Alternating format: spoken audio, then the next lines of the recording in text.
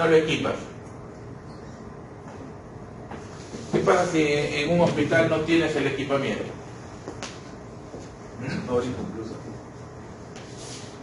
¿Podrás cumplir con esa etapa del ciclo de inversión? ¿Podrá funcionar? Tendrás que hacer un nuevo proyecto de inversión, una nueva formulación para poder equiparlo. Y eso es un doble trabajo. Entonces, por eso que en este principio es obligatorio que la inversión que se programa ya capte la totalidad de los recursos para no solo asegurar la ejecución, sino también el funcionamiento y mantenimiento. Y acá se me viene ya una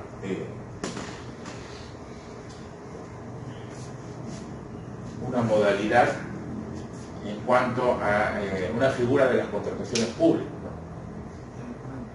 Llave en mano. Recuerdan que habíamos conversado sobre dos de estas modalidades. La de llave en mano, que es justamente la que se debe utilizar cuando se convoque a un procedimiento de selección, en el ejemplo que estamos poniendo, en la ejecución, construcción, equipamiento y funcionamiento de un hospital. ¿Por qué?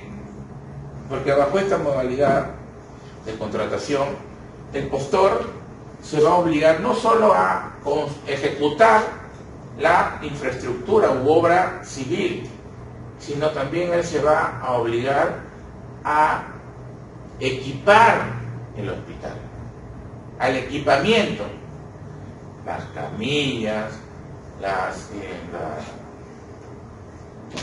en las salas de operaciones, todo el equipamiento necesario para que ese hospital, el día de su inauguración, esté funcionando. Ojo, y también habíamos comentado que la ley establece la posibilidad que la entidad requiera en esta modalidad llave en mano también la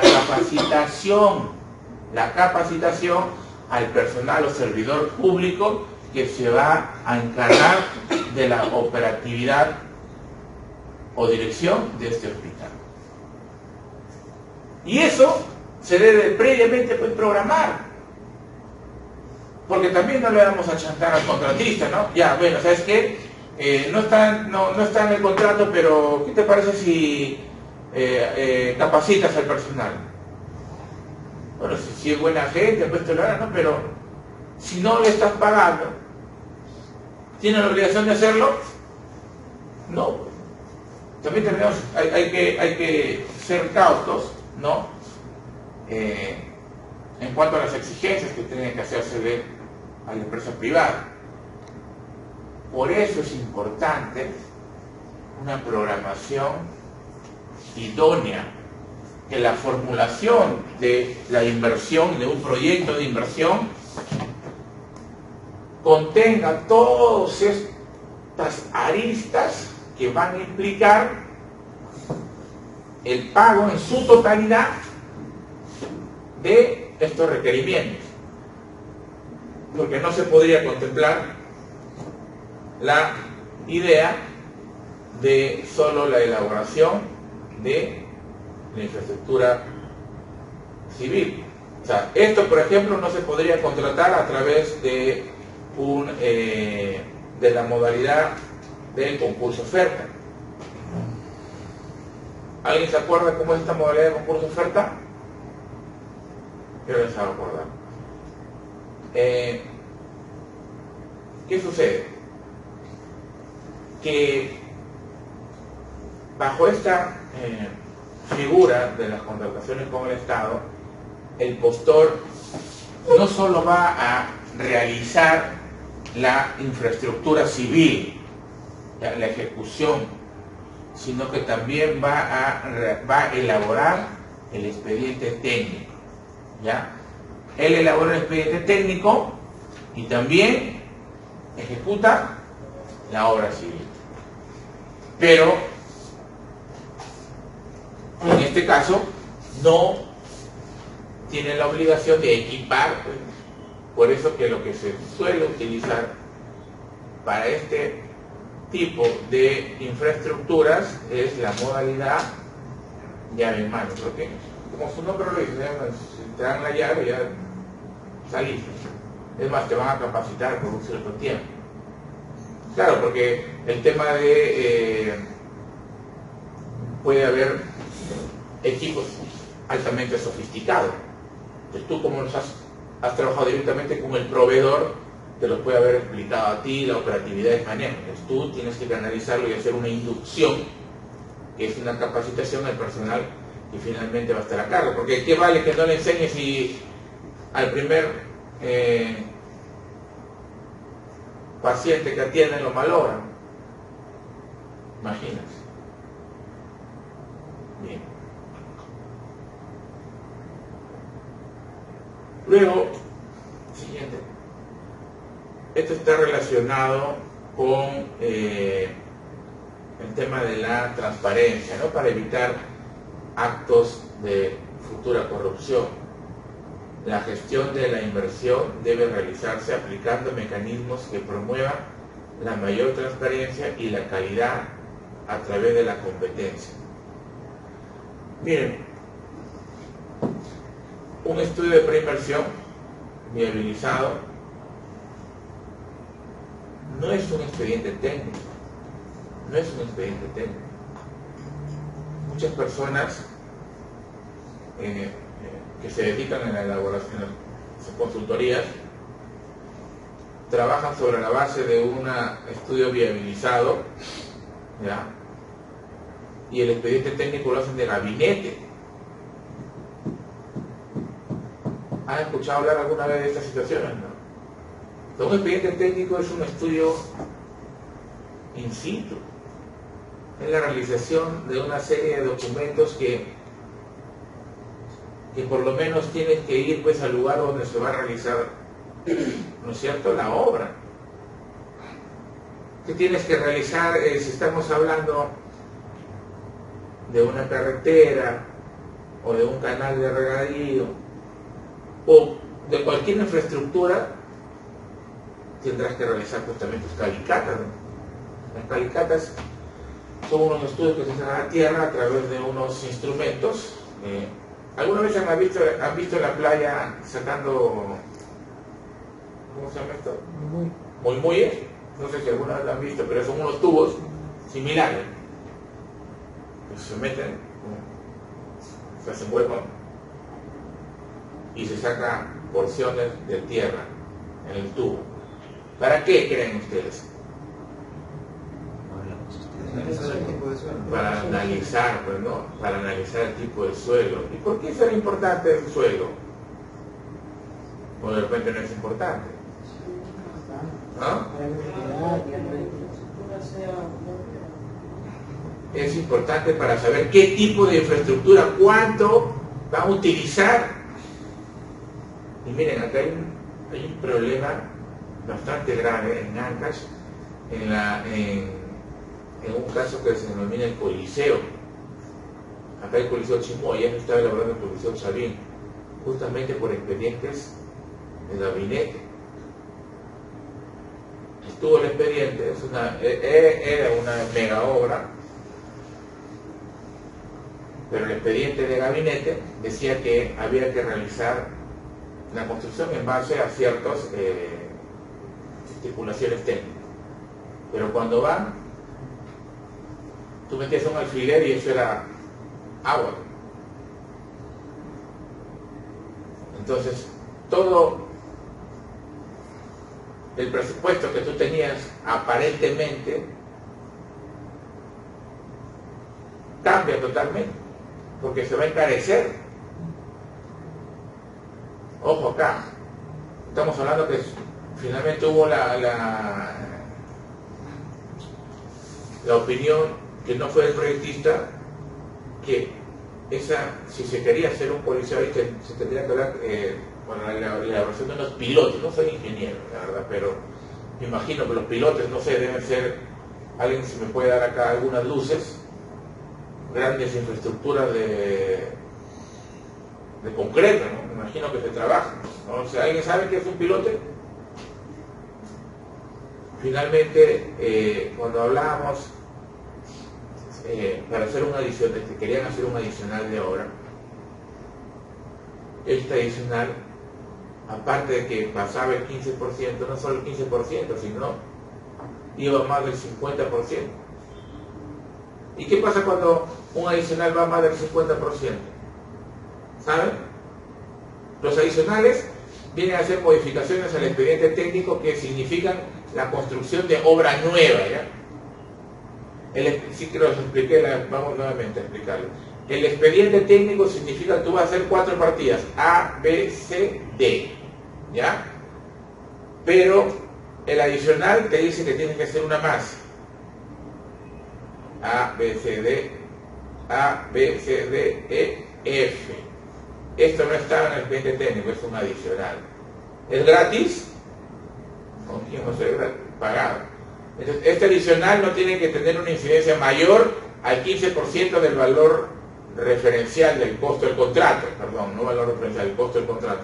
Si el contrato es de 40 millones, no debe ser mayor al 15%, o sea, sacan el 15%. Pero si es que el adicional implica que va hasta el 15%, lo aprueba la entidad. Mayor al 15% tiene que tener la opinión o el conocimiento de Contraloría General de la República. Del 15 al 50%. Y si pasa del 50%, ¿qué sucede?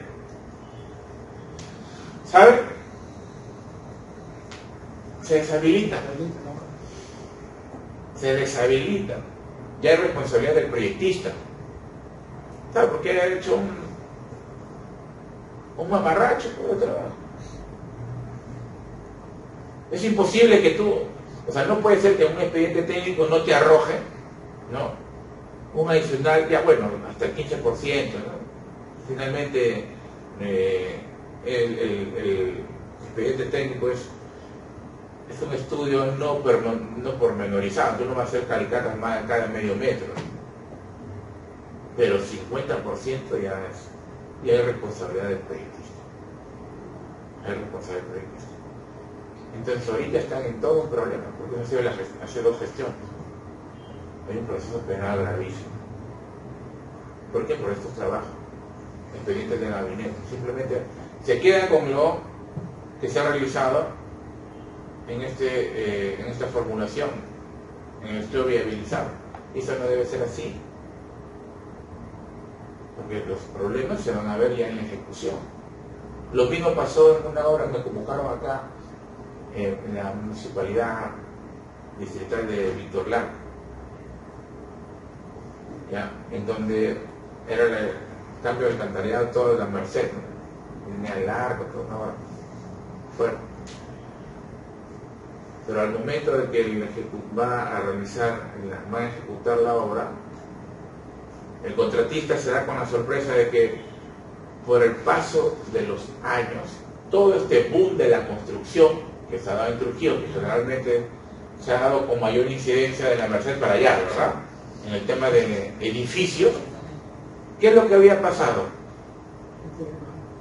La fuerza, el peso de los edificios había hecho que se baje el nivel, ¿no es cierto?, del suelo, la napa freática había aumentado y lo que tenía que construirse para el desagüe, la tubería se tenía que ya no establecer a 2 metros, porque a 2 metros todavía estabas hablando de que si lo ponías a 2 metros iba a colapsar ese desagüe. Tenías que bajar mucho más. ¿Eso es un adicional o no? Claro que es un adicional. Pero no lo quería reconocer el alcalde. Este es un expediente de gabinete. Pero es imposible, o sea, eso sí es también es un tematrón. Simplemente por lógica, ¿no? Si es que estás hablando tú de una tubería de hace 50 años, entonces hace 50 años pues habían casas, y más, y esa zona era, la zona de la Merced para allá no era muy concurrida, ¿no? Era zona exclusiva, ¿no? Residencial. Yo vivía para allá, vaya por cuartel. Entonces, era una cuestión simplemente lógica. Expedientes técnicos de gabinete, ¿no? Y no iban. Y esto, hay que ser sincero, ¿no? El tema de las autoridades están también, están coludidos. Oye, no, así no te preocupes. ¿Cuánto? 120.000 por el expediente. Salen como valor estimado, valor referencial. Y finalmente, le terminan dando al proyectista la mitad y la mitad se queda. Por eso tenemos estos problemas. En fin.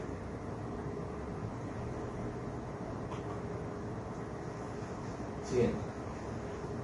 Esto es lo que ya hemos conversado, el ciclo de la inversión. Vamos a tocar cada uno de ellos en programación, formulación y evaluación, ejecución y funcionamiento. Cuando hablamos de la programación, que es la programación multianual, estamos hablando de que comprende toda la elaboración del diagnóstico, ¿no? Todo el diagnóstico de la situación de las brechas tanto en infraestructura o el servicio o el acceso a los servicios públicos. En esta programación también se van a definir cuáles son los objetivos, también se va a establecer cuál es la relación que existe de la ejecución del proyecto con el plan, el plan sectorial nacional, si estamos hablando de un proyecto de inversión nacional, regional o local, según sea el caso, ¿no? También en esta etapa de programación comprende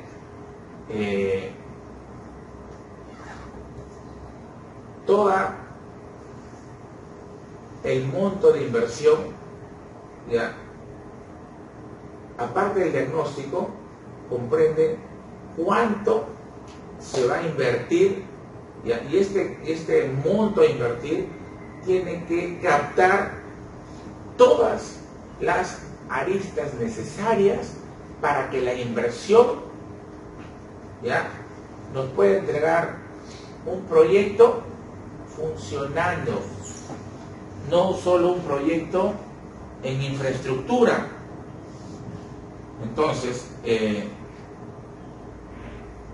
incluye la programación también si es que el proyecto se va a ejecutar con inversión netamente del Estado, ¿ya?, o va a haber una asociación en la cual va a invertir el privado.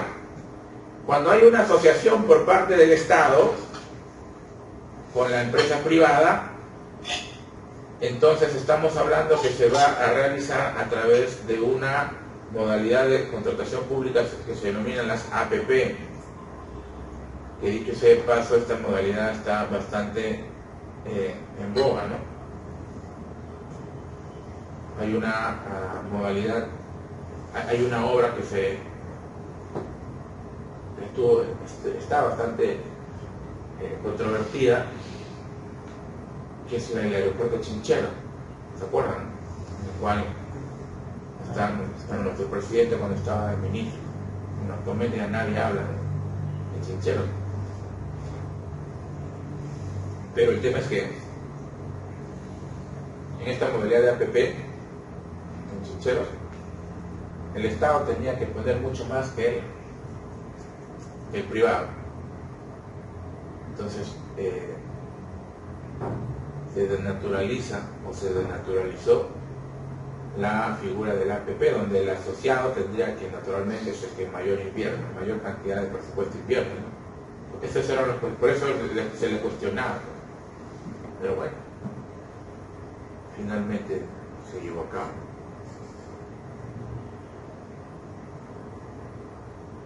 En esta etapa de programación ya debe existir una coordinación constante entre quienes formulan el proyecto y quienes lo van a invertir. Ojo, quienes van a desembolsar dinero. No necesariamente aquel que formula el proyecto es el que va a hacer el desembolso de dinero. Hemos dicho cuando empezamos que un proyecto de inversión puede solventarse de manera total o parcial. ¿Qué quiere decir? Que dos entidades públicas pueden solventar un mismo proyecto de inversión. ¿Qué opinan? ¿Dos entidades públicas podrán solventar un mismo proyecto de inversión? ¿Sí o no? Sí, no hay ningún impedimento. Les pongo un ejemplo. En el tema de saneamiento, que es donde más se da, ¿no? Agua y desagüe. Puede que exista una municipalidad distrital que tenga un proyecto de inversión para una determinada localidad de agua y desagüe, pero que el costo sea de 20 millones de soles. Y el presupuesto de esa municipalidad al año no llega ni a la cuarta parte de ese presupuesto. Entonces, ¿qué es lo que puede hacer? A través de un convenio, el que puede desembolsar el dinero es el Ministerio de Vivienda. El Ministerio de Vivienda, Construcción y Saneamiento. Entonces, este convenio será plenamente válido. No habrá ningún inconveniente. ¿Ya? Es más, es necesario que se cuente con la totalidad de los recursos. Entonces, esta coordinación en esta etapa de programación se tendrá que coordinar naturalmente el Ministerio de Vivienda, tendrá que coordinar el gobierno local. Ojo, hasta puede ser tripartito. ¿Puede también invertir el gobierno regional? Sí, también. No hay ningún impedimento. Claro que tienen que seguir todos los formatos porque hay ya convenios previamente establecidos, ¿no? Que se van a saltar el tema normativo, ¿no? O sea, sí está permitido, pero se tiene que tener en cuenta la articulación a través de estos convenios. Entonces, esta articulación interinstitucional de coordinación es plenamente válida y además obligatoria, ¿ya? En esta etapa de programación. Por eso estamos hablando de programación, se dan todas las acciones necesarias previas a la formulación, ¿no? En donde vas a determinar cuánto va a costar, quién es el que va a financiar, cuáles son los objetivos. Primero, antes que nada, vas a analizar cuál es tu diagnóstico. O sea, cuál es la brecha que existe entre determinada población, ¿no? Y el acceso a una infraestructura o a un servicio público. A ver, este caserío, acá hay 5 caseríos que son como 200 niños que tienen que caminar como 4 horas para que vayan, 5 horas para que vayan al colegio. Pero si tú ejecutas un proyecto de inversión en un colegio, una escuela primaria, en esta zona va a significar que de los caseríos en media hora caminando van a llegar. Eso es tener un diagnóstico de la brecha en infraestructura. Hacer un análisis costo-beneficio, el diagnóstico de la situación de la brecha, a eso se refiere. Entonces, en este caso, está justificado. Estaría viabilizado. Luego, en la etapa de formulación y evaluación,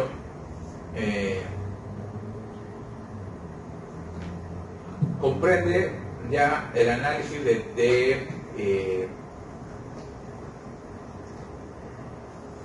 todas las propuestas realizadas en la programación, ¿no? Es decir, tú has hecho ya tu programación, entonces empiezas a formular tu proyecto de inversión. Y formulación, ¿qué implica? La formulación se realiza a través de unos documentos que se denominan fichas técnicas.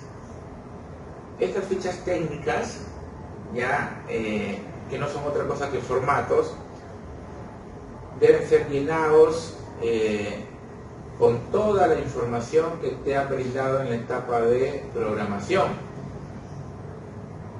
Entonces, en los casos que existan o que tengan alta complejidad, bueno, cuando la inversión lo amerite, se van a, esto va a implicar un estudio adicional, un estudio que realmente sustente si es que lo que se va a invertir efectivamente tiene su correlato en la rentabilidad social. Para eso es la formulación. De primera cuenta, cuando hablamos de formulación, implica el llenado de estas fichas técnicas, porque ya el análisis de la situación de la brecha se da en la etapa de programación. Pero si estamos hablando de una hora de impacto que implique la inversión de un monto fuerte por parte del Estado, no hay impedimentos más. Se exige que se pueda hacer un doble estudio para saber si efectivamente esta formulación va a conllevar a una rentabilidad social.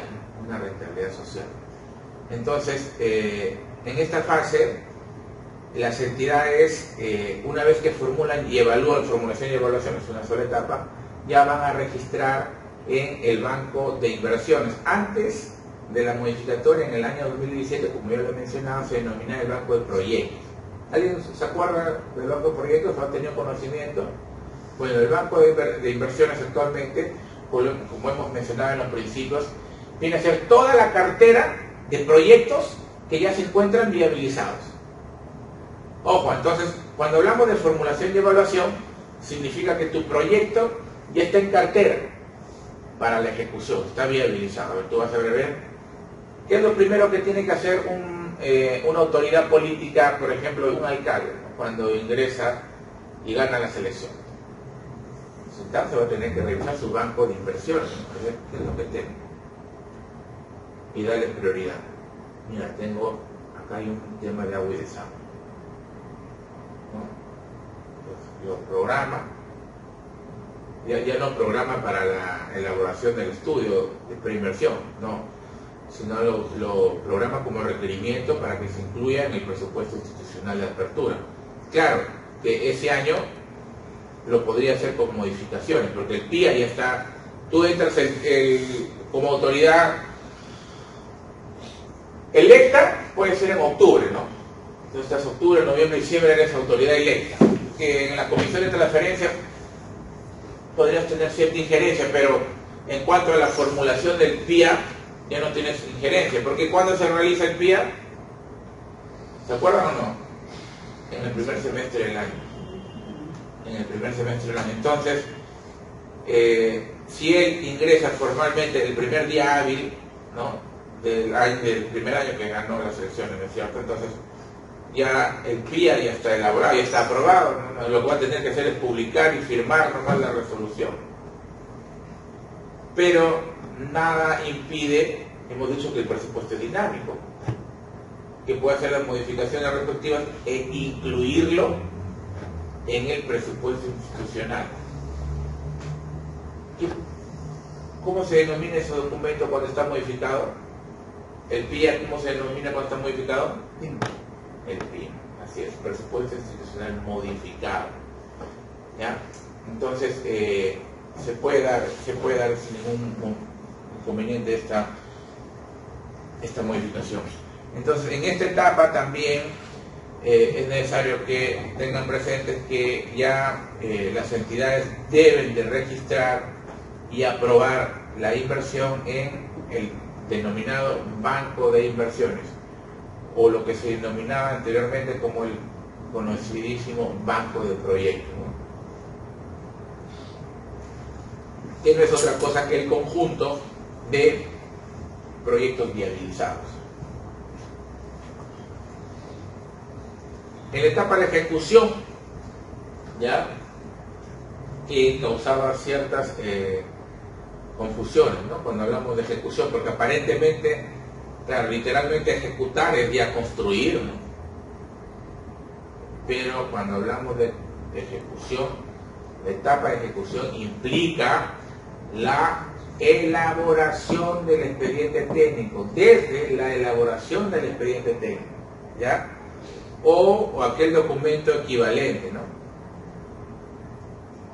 También, cuando iniciamos, en que había muy pocos, hemos dicho algo que es necesario repetir. Los proyectos de inversión, ojo, no necesariamente radican en obras de infraestructura. ¿Qué más hemos dicho que en lo cual puede invertir el Estado?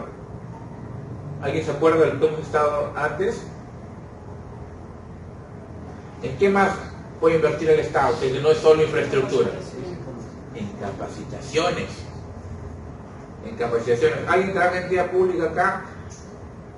¿Cuánto invierte su entidad en capacitaciones? Nulo. ¿Por qué? Uno, por desconocimiento. Y dos, y que es lo más triste, muchas veces lo hacen hasta por mezquindad. ¿Y quieren que le diga por qué? ¿La verdad o no? Ya se imagina por qué. Una obra de infraestructura, ¿qué te puede dejar? Lamentablemente, tema del colmo. Un proyecto de inversión en cuanto a capacitación, que sería el colmo, que te mando el curso y me das el 10%, eso sería ya una... Dios mío. Pero eso es, lamentablemente, no lo dicen, pero hay que decirlo.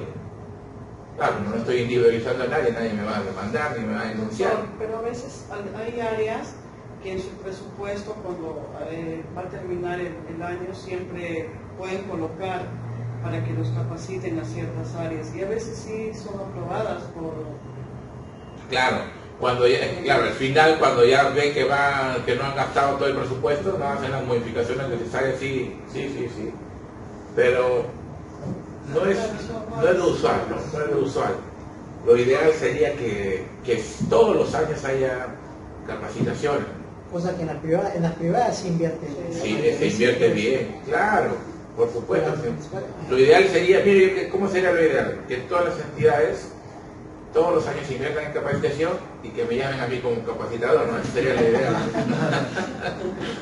Lo hacen en algunas áreas, en el caso de ATM para lo del plan de incentivos, pero lo hacen no porque tengan la voluntad de hacerlo, sino porque saben que en plan de incentivos van a recibir. Le van a recibir, ahí tienen una retroalimentación, ¿no? Exactamente. Así es. Y su compañero también tiene razón, el tema de la diferencia que existe con las empresas privadas, ¿no? Con las entidades privadas. Las entidades privadas sí trabajan con capacitación constante, es más, no solo nacionales, sino también internacionales, mandan al extranjero, o sea, no hay mezquindad en cuanto a la inversión porque saben que finalmente va a revertir en favor de ellos, pero bueno, esperemos que ese criterio finalmente cambie, ¿no? Al menos en Lima sí se ve en las entidades públicas constantes capacitaciones. La presentación de provincia es un poco que todavía como hay cierta renuencia de las autoridades. Y de repente también por la misma concepción, creo yo a veces, tal vez, ¿no? Que estudia con su plata, ¿no? ¿Qué va a estudiar? ¿Qué le va a pagar la entidad? Entonces, como que presumo que también podría ser una causa, ¿no? Bien, entonces ya hemos dicho que esta etapa de ejecución comprende la elaboración del expediente técnico, el seguimiento a la inversión, ¿ya? Porque, ojo, es necesario que se pueda, una vez que se suscribe un contrato de ejecución, ¿ya? Estas unidades responsables pueden también hacer el seguimiento respectivo, ¿no? Porque estamos hablando que son recursos públicos. No necesariamente el seguimiento va a ser por parte de quien convoca, sino que también puede el ente rector, en este caso vamos a ver que es la Oficina de Programación Multianual y Gestión de Inversión, es la que tiene potestad también de hacer el seguimiento a los proyectos que ya están en ejecución. Claro que no va a tener injerencia en cuanto a algún acto de disposición, pero sí puede ir a supervisar, ¿no?, el tema de la inversión.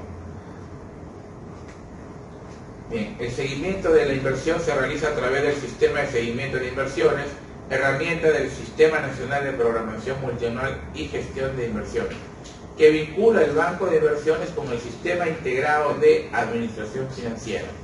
Eso lo conocen ustedes, ¿no? Yo menos los que trabajan en entidades públicas, ¿no?, el famoso SIAP, ¿no?, o similares aplicativos. Y luego tenemos la etapa de funcionamiento. Este es realmente importante, esta etapa, porque antes había quedado en el olvido realmente el tema de la operatividad y el mantenimiento. Entonces el funcionamiento en el ciclo de la inversión comprende ya la operatividad, es decir, el manejo del equipo, de la infraestructura, y la inducción también al personal que va a estar a cargo. ¿Qué es inducción? La capacitación. Implica también o comprende el mantenimiento,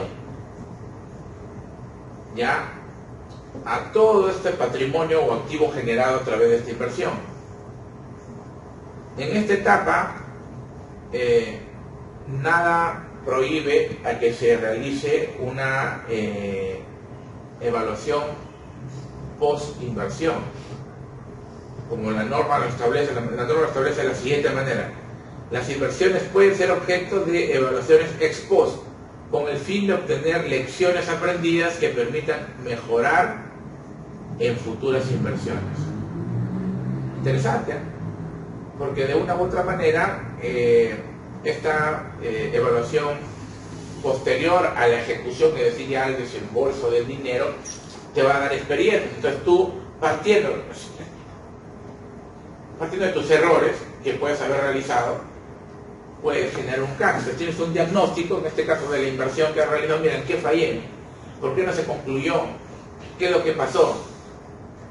Entonces, hay un avance, sinceramente, con la legislación anterior, en donde se acuerdan del famoso SNIP, ¿no?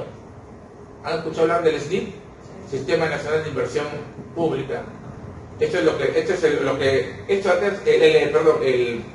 Lo que le antecede a esta normatividad es el SNIP. Y todo el mundo se quejaba del SNIP. Entonces, si hay que, no es solo un cambio de nomenclatura, sí hay ciertas mejoras. Y esto lo hizo apenas entró Kuczynski, generó este cambio. Sí, con esto sí se le puede dar dinamismo ya, y el SNIP no es, pues, ya no es esta barrera que implicaba una limitación tediosa, ¿no?, para la inversión. Entonces está más dinámico. Y se parte también ya de las experiencias, ¿no?, cuando hay malas inversiones. Por ejemplo, en la etapa de programación, el que se incluya todas las aristas en las cuales implica también el funcionamiento, es un gran avance. Porque antes únicamente dejabas de ahí está, te lo construyo y listo, ves tú. ¿Cuántos edificios hay? ¿Cuántas infraestructuras hay que simplemente son elefantes blancos? ¿Por qué? Porque no ha habido dinero para su equipamiento o la operatividad. Finalmente la empresa se dice: ¿sabes qué? Ya te lo entregué listo. Vas a subirle ya de cuché, no funciona. ¿Hay casos así? Claro que hay casos así, por supuesto. Entonces, definitivamente que estos cambios se dan por las lecciones aprendidas, ¿cierto? Claro que hay deslinde de responsabilidad, ¿no? Quien que finalmente asume las consecuencias. Bien, siguiente, vamos a ver los órganos del Sistema Nacional de Programación Multianual. ¿Ya? tenemos, en este caso tenemos la Dirección General, que es el órgano rector de la programación multianual de inversiones. Los órganos resolutivos, que vienen a ser, puede ser un ministerio, puede ser el gobierno regional, puede ser un gobierno local. Las oficinas de programaciones multianuales, ¿se acuerdan antes de las famosas OPI? Ahora se llaman ya OPI. Parecen de OVNI, pero no es con B, ni con U. OVNI. Cumplen las mismas funciones que un OVNI. Luego tenemos las UF, las unidades formuladoras, y también las unidades ejecutoras, ¿no?, de inversión, las UEI. Cuando hablamos de la dirección, como ya hemos dicho que esta Dirección General de Programación es el órgano rector, ¿no?, que se va a encargar justamente de planificar todas las acciones, de generar alguna directiva, ¿no?, de realizar algún proyecto de ley que se encargue del cambio de esta normatividad. Va a ser el que se encargue de un seguimiento ex post, inversión también.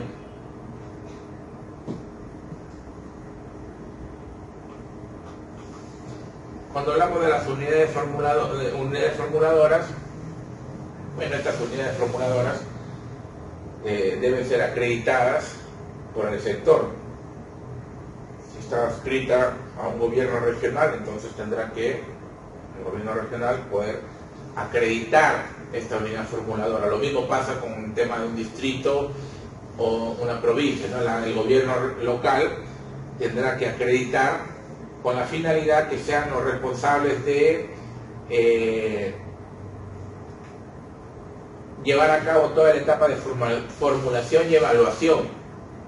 Claro, esta formulación y evaluación van a realizarse con todos los parámetros normativos y metodologías que la Dirección General de Programación Multianual de Inversión va a dar, ¿no? Porque ellos, acuérdense que ellos dan la directriz. Entonces, no es que se van a disparar y hacerla como crean conveniente, ¿no? Están sujetos a una serie de procedimientos, de metodologías, ¿no?, en cuanto a la elaboración de fichas técnicas, teniendo en cuenta los objetivos, todo está relacionado, porque es como si, aplicando el tema de contrataciones, ¿no? Los órganos encargados de las contrataciones funcionalmente están ligados a las directivas que de quién, el OCE. Es lo mismo, es lo mismo. Los indicadores los va a dar la Dirección General. Las unidades ejecutoras, en este caso son los órganos responsables de ejecutar la inversión, ¿ya? Serán los que tomen del banco de inversión o el banco de proyectos, como se conocía anteriormente, ya un proyecto viabilizado o aprobado. Van a elegir de acuerdo a las necesidades, ¿no es cierto? De repente está en el presupuesto participativo, hay un pueblo que está exigiendo, ¿no?, una determinada obra que ya está viabilizada, entonces lo pueden tomar. En el caso de pistas y veredas, una municipalidad, no estamos años, alcalde, es el que está en el banco allá de inversiones, pues hay una presión, está presionado, hay un requerimiento social, está en el presupuesto participativo, entonces se puede optar fácilmente, no hay ningún problema, hay presupuesto. Entonces, estos proyectos, como mencionamos, en la etapa de programación se determina si se van a realizar con presupuesto íntegro de la entidad, o van a ser cofinanciados, o de repente se van a realizar a través de una asociación público-privada. Ojo, o también una modalidad de obras por impuesto, que también es una modalidad en la cual en el caso de municipalidades, la empresa privada, a cuenta del pago de sus impuestos, puede ejecutar una obra pública. Ahora, ¿saben cuál es el tema acá? Que aparentemente acá no se da el tema de diezmo. no es tanto así, porque en este caso sobredimensionan las obras. Un expediente técnico, una obra que te puede costar 3 millones, entonces la empresa privada dice, no, esto no me cuesta 3 millones, esto me está costando 5 millones, por lo tanto tú los 5 millones me tienes que exonerar de mis impuestos. Pues ahí se da el tema y que puede que en estos 2 millones haya también una como que colusión, ¿no? Estoy hablando de manera condicional, ¿no? De manera condicional. Habría o podría. Bien, entonces ya sabemos que estas unidades ejecutoras se encargan de la ejecución de la inversión, ¿no? Sujetas a todo el diseño elaborado y que está viabilizado en el banco de inversiones, ¿no? Que antes era el banco de proyectos.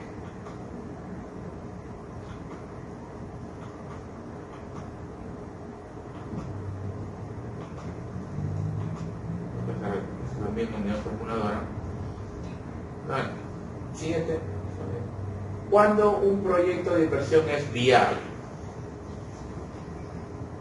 Esta es una pregunta importante. Entonces tiene que cumplir con 3 atributos, ¿ya? Que se encuentra alineado al cierre de brechas, que eso es lo principal. Y hemos dicho, y eso está relacionado con los principios rectores, ¿no? Que el objetivo sea el cierre de brechas, tanto en infraestructura como servicio público. El primer requisito. Que la inversión signifique una contribución al bienestar de la población beneficiaria y en general, en particular, beneficio para la población que va a ser usuaria directa y el resto de la sociedad en forma general, para que sea beneficioso para la sociedad. Y el tercero, que se asegure las condiciones para que dicho bienestar social generado sea sostenible durante la fase de funcionamiento del proyecto de inversión. Importante. O sea, no simplemente lo haces y listo, te tienes una obra para 1 año o 2 años, no, sino que tienes que asegurar que ese beneficio obtenido, que las condiciones que te ha dado de bienestar social, esa inversión, sea pues sostenido, haya sostenibilidad en el tiempo. Y eso se va a lograr a través de ¿qué? Del cumplimiento de la 4ª fase de la inversión, funcionamiento, que hemos dicho que implica el mantenimiento del proyecto de inversión. Siguiente, por favor. En realidad esta diapositiva debería ir al último, pero la anterior, como hemos dicho, le viabilizamos. La Dirección General de Programación Multianual de Inversión hemos dicho que es el órgano a través del cual el Ministerio de Economía y Finanzas se encarga de dar los lineamientos, directrices, métodos, procedimientos necesarios para poder unificar los criterios de inversión. Es el órgano rector de la etapa de preinversión en todos los proyectos. Es el que va a unificar criterios de todas las unidades formuladoras, de todos los órganos resolutivos, de todas las unidades ejecutoras. Ellos van a inclusive servir hasta de consulta, ¿no? Porque las unidades formuladoras, cuando tienen alguna duda, pueden fácilmente realizar una consulta a la Dirección General de Programación Multianual. Lo que anteriormente era la DGPI, los que han trabajado en esto seguramente se acuerdan, la DGPI era la Dirección General de Proyectos de Inversión Pública. Esa misma función la tiene la Dirección General de Programación Multianual de Inversión.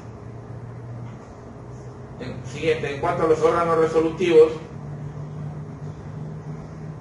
hay 3 órganos resolutivos, ¿no? De acuerdo a los 3 niveles: nacional, regional y local. A nivel nacional será el ministro del sector en el cual se va a realizar la inversión. A nivel regional será el gobernador regional. Y naturalmente a nivel de municipalidad o local será el alcalde. Bien, jóvenes,